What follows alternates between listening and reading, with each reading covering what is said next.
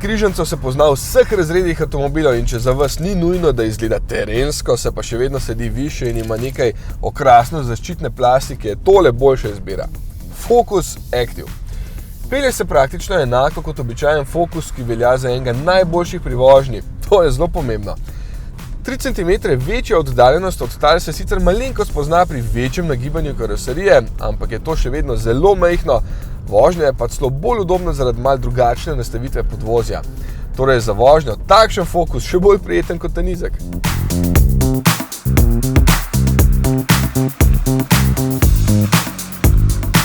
Dober je tudi občutek na volanu in motor je kar prijeten za uporabo kljub samo 3 valjem, čeprav ni preveč varčen v mestih.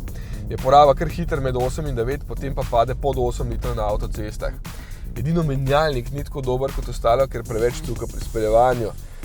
Se motor izklop in pri prestavljanju takole vzvratno in potem spet naprej traja predolg. Evo, moraš prav čakati, da naredi svoje, da lahko spelješ.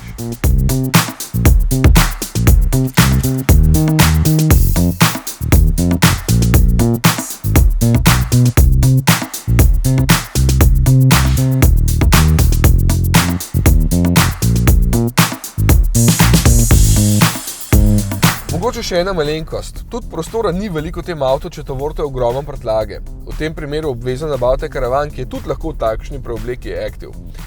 Točno takšen pa vas bo s popustno stal okrog 30 €.